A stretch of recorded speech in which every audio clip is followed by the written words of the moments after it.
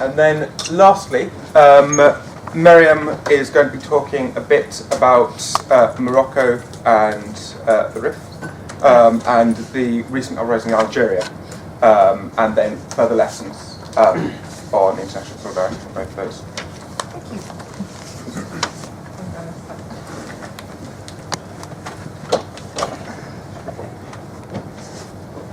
Sorry, it's all right. Oh, sorry. Right. So I'm gonna talk about the RIF movement that developed in Morocco in 2016, 2017, and then also link that to the current ongoing Algerian process. And there's going to be quite a lot of a historical background, especially in terms of colonialism in both areas. But one of the things I'd like to go over initially is where the term originates from, the term of Hirak, which I will be using throughout my presentation. So in Arabic it means movement, and the term is used in reference to different social movements in North Africa, mainly Algeria and Morocco, but actually the term develops in Yemen. So back in 2007, there was a movement called the Southern Movement in Yemen, Al-Hirak Janubi, which developed as a political and paramilitary organization in the south of Yemen, demanding cessation from the Republic and a return to the former independent state of South Yemen, which was the only communist state in the Arab world, whatever that refers to. Going back to the RIF movement, what happened is that in October 2016, a fishmonger from the Rif region, he had his. There's a dominant narrative, and there's another contested narrative. So the dominant narrative is that the fishmonger had his merchandise confiscated under the claim of illegality, and then he went to retrieve it from a rubbish truck, and then he was crushed under it, and obviously he died. The second, less dominant narrative, which is claimed by people who were actually on the ground and people within the movement, is that he was threatened of having his merchandise confiscated, and then actually he himself went into the truck saying that if you are going to take my living, then I might as well just die.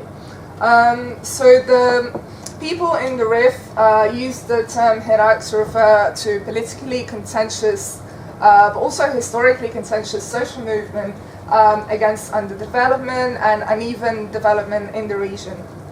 And it's important to know the demands of the movement as such, because they were quite straightforward, but in no way simplistic. So it was universities, jobs, hospitals. And it's especially important to think about the universities in light of continuous assaults currently happening in Morocco on teachers who are striking, who are casualised, have no sick pay, pension, etc. But also the idea of having hospitals there, because that was the first place where colonial forces used chemical weapons. So there are still quite a lot of health issues within the population, and they don't have enough hospitals to get help. And then what happened is that the RIF movement launched their demands back in February.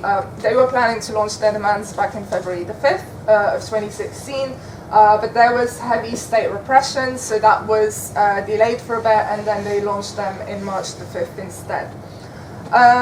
So during that month especially, there's been quite a lot of protests. And it coincided in Al Husayma, which was one of the main hubs of the movement, but it also coincided with International Women's Day, so there was a really big women's demonstration. And then in late May, something very crucial happened, is that one of the leaders, I don't want to use this term because it's, but obviously one of the main figures of the movement, Nasser Zafi, went into a mosque which is the biggest mosque in town. And that was a Friday. And what happened is that the imams of Morocco are often told when there's any kind of growing social movement or form of dissent to, in a way, discipline the protesters. So the Friday sermon was about telling the protesters to go back home, and they should be focusing on other things. And then obviously Zazafi pointed out to the fact that he's in the mosque to pray, and then he asked a very important question. He asked them, are these the mosques of God or the makhzen? And the makhzen being a term that is used to refer to all these powers we don't see in Morocco, so they could be illegitimate, but they could also be hidden in many ways, and that refers to the ruling classes, that refers to the army, the police, the monarchy. It's kind of an umbrella term.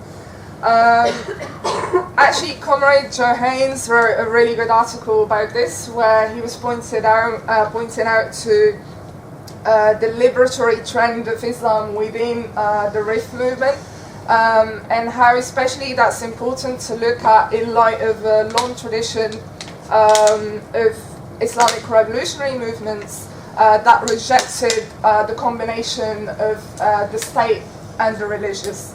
And one example of that is Al-Ibadiyya movement, which is a remnant of the 6th, 7th century Al-Khawarij movement. Not to romanticize it, but yeah, I think that's really important to make. But the problem with the RIF movement as well is that there's a debate that happens on kind of a dichotomous unit level analysis that highlights the state as opposed to all the relations happening within the state and between other states that were involved in the history of the region. So it also views Iraq as a marker of what is an old and a new Morocco, whereas the RIF movement needs to be looked at not in terms of discontinuities or shifts, but as a continuation of transformations that started long before that. So I think, for example, there's this tendency to locate the Iraq of the RIF within an argument of Arab Spring 2.0. But actually there's a longer history of dissent in the RIF against state repression and against colonial forces. So for example, if we look at 1920 to 1927, there was a tribe in the RIF region called Banu Wariyagel, and at that time Spain set up a protectorate in the region, and they were expanding during the First World War into mainly farming areas of those tribes. And of course that was a big mistake, because they were met with a very strong open rebellion in 1921, and that was a huge military defeat for Spain, and it's often referred to as the Desastre de Anual in Spain. But also important to look at the international linkages between this rebellion is that in historians' accounts there are quite a lot of claims about how they were directly influenced by revolts against Brits in Iraq and student uprisings against Brits in Cairo in 1919.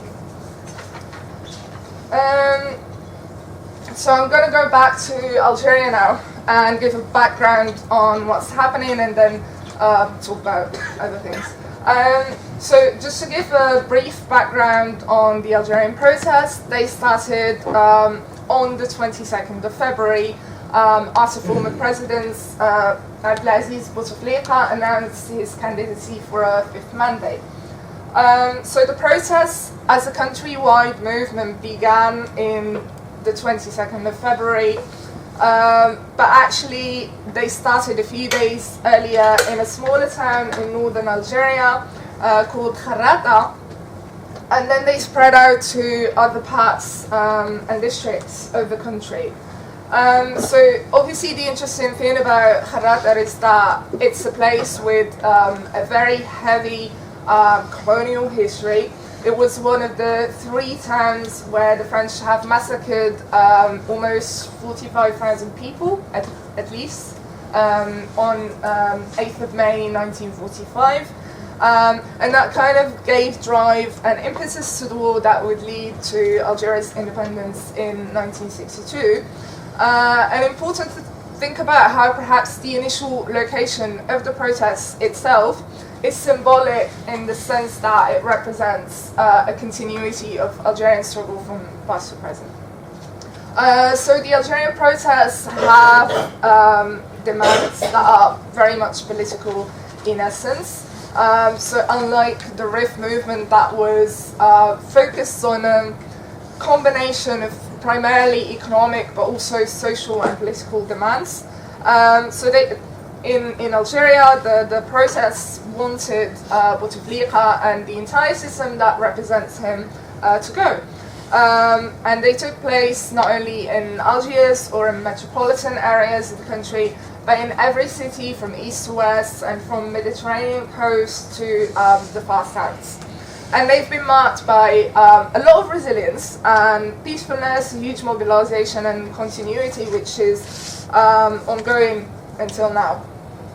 So one of the achievements they've made is to get Bouteflika to resign, but also the arrest of several people close to his post-government, including his own brother, Said Bouteflika.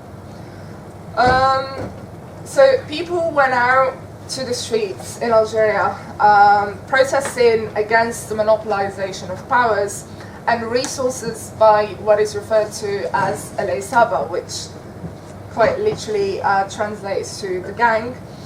And this is a term that developed specifically within the Algerian context to refer to the powerful oligarchy surrounding the government, and it's also a playful renaming of a regime which Algerians want gone in its entirety. And then also important to note that protests and strikes in Algeria are still going. So Tuesdays are for student strikes and demonstration days, and then we have the Fridays for the general population. And then other demands of the Algerian movement included the independence of the media and the judicial process, constitutional reforms that would allow the separation of powers and help establish a civil and democratic country, as well as the liberation of political prisoners, the protection of individual and collective liberties, and more transparent elections. And speaking of political prisoners, there's been a very recent, really heavy crackdown on trade unionists and student activists in Algeria. And I think a few weeks ago, the Algerian president, Tebboune, signed an agreement where he gave pardon to 3,500 people who were arrested and who had less than a year left in their sentence. Now, interestingly enough, none of those people who were released from prison were part of the Algerian protest movement. And the reason for that, apparently, is that they've not been sentenced yet. So, yeah, that's, just kind of a note. But it's also important to note the anti-colonial dimension of the Algerian protest. So, for example, if you think about the chants, there's one very popular one which goes, "We are the sons of Amirouche, we will not retreat." And this is in reference to a person who is referred to as an independence anti-colonial hero, Colonel Amirouche Ait Moda. He wasn't actually in the army, but he was referred to like that because he was a leader in the war and an organizer in a wilaya, which is a district in Algeria. But also important to think about how these protests brought many things to the forefront, including issues of political engagement, colonial histories, and issues of class and gender within Algerian society and beyond. And throughout the Iraq until now, organizations that are already existing, trade union organizations, feminist organizations, came together to organize autonomously and shape a vision of a new country that's based on social justice and opposed to different forms of discrimination. Now I'm going to talk a little bit about internationalism and leftism, particularly with reference to Morocco and Algeria. And I'm going to be using two very specific instances. One which is about written material, and another one which is about actions on the ground. And then after that, I'll explain why I've chosen those two. So the first one is there's a really long tradition of obviously people in Algeria and beyond who have written about different struggles in other parts of the world. But I'd like to specifically point out to the literature on Ireland, the question of Irish independence and the Irish troubles. And there's been quite a lot of writing from Ireland, Tunisia, Morocco within communist circles about that in Arabic. So one example of that is, for example, Ahmed Tawfiq al-Madani, who was an Algerian nationalist leader during the Algerian War of Independence, and he wrote for a newspaper, a communist newspaper called Al-Fajr, which means dawn, on the 25th issue about the Irish troubles and the Irish path towards independence. I'm going to very spontaneously translate some of what he's written just to give you an idea. So he says, open quote, "This is Egypt, this is India, who are drenched in blood but determined to struggle until they gain freedom and the heaven of independence. And Ireland wouldn't gain freedom or independence if it doesn't do the same, and until it demonstrates the power of justice to the world, and that freedom is the daughter of jihad, as in fighting, or struggling for things." So jihad has several meanings in Arabic. He's also talking about how, for example, Ireland gaining independence would be a victory for different oppressed peoples in different countries, and how that could be, that could be the start of something else. So if Ireland does that, then so will Egypt, so will different countries. And the second instance I'd like to talk about, and this is more of an action on the ground, that happened primarily in North Africa, but kind of seeped into other parts of the world. So I'd like to talk about the events of December 1952. And what happened here is that basically a trade unionist in Tunisia, who was a very, sorry, I'm trying to find my notes, because otherwise I get confused. This is not, oh yeah, sorry. So a trade unionist in Tunisia got murdered by a French terrorist organization called La Main Rouge, the Red Hand. And this was especially important. He's called Farhat Hached, and he was a leader of the anti-colonial movement in Tunisia, alongside people like Habib Bourguiba and Salah bin Youssef.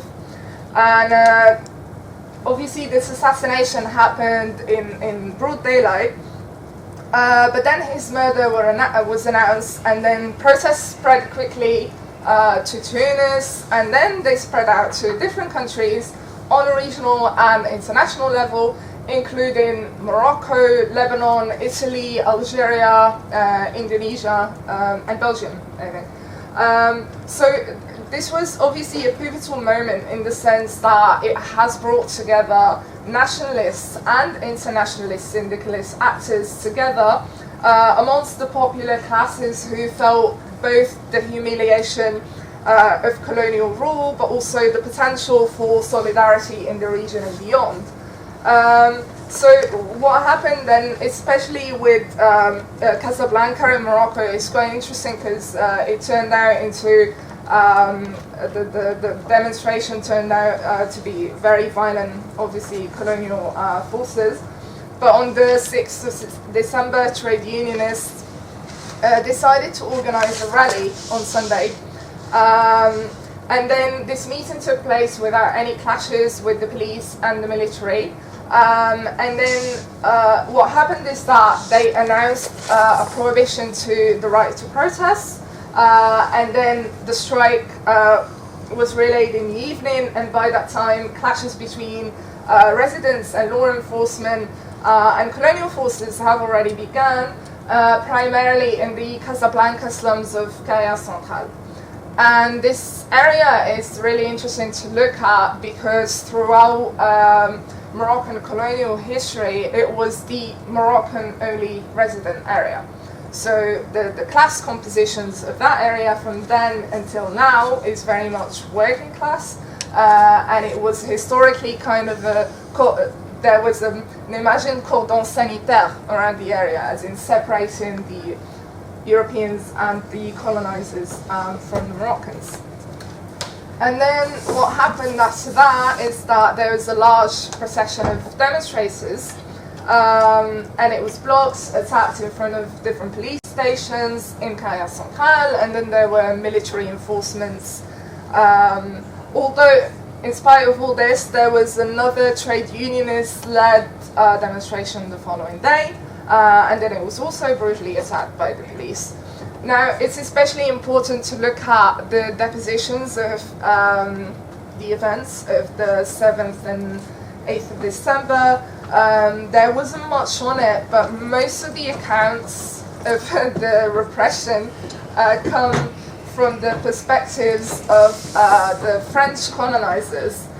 So you have this focus on French people who were injured during the event, and there's a complete absence of the mention of the fact that hundreds of Moroccans were murdered during those 2 days. And obviously what this does is gives us a biased reading, but also show us the uneven power relations that mark the colonial space in different ways.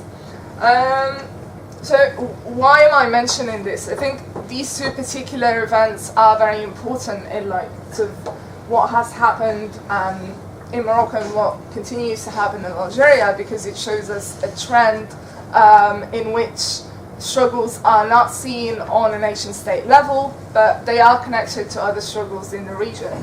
And I think this is especially important to think about if we look at, for example, analysis of the current Algerian protests, how differently they are written about and portrayed than, say, what's happening in Chile, or what's happening in Lebanon, or what's happening in France. With North Africa, there's a tendency to portray these struggles as struggles against very local forces, and that's it. So we're struggling against despotism, we're struggling against this anomaly of capitalism that we have. And this also brings us back to problems within certain accounts of the Asiatic mode of production. If you're talking about India, how, for example, there's a focus on the self-sufficiency of village communities and despotism, when people like Jairus Banaji, for example, argued against that and showed how much of it is based on orientalizing myths about the region rather than being historically based.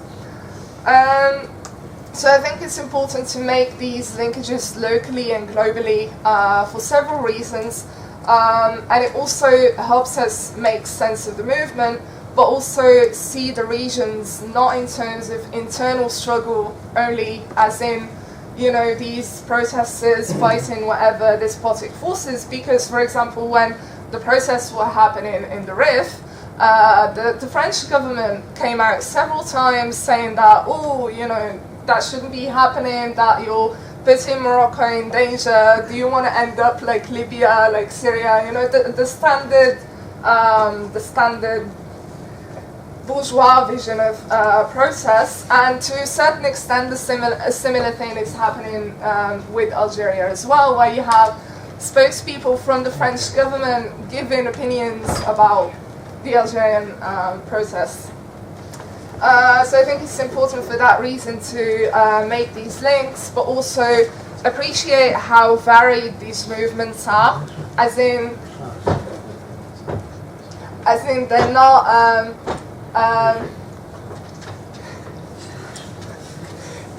as in appreciate the class compositions of the movement and the variety of people involved in the movement, but at the same time not homogenize them, bearing in mind there's people with different ideological backgrounds. So, for example, with the Algerian Hirak, wrap up. Yeah. So one last thing to say about the Algerian Hirak, especially, is that it really brought together different autonomous forces, trade unionist forces, feminist, socialist forces, and so on. So, for example, for me, a very important movement of organising within the Hirak was between June 20th and June 22nd. Several feminist collectives and organisations, as well as independent women, got together in Tielrems, which is a town in the administrative region of Bijaya. And the plan was to mobilise and further strengthen a feminist movement within the Hirak, but also outside of the Hirak, and to strategise and network with feminists from different backgrounds.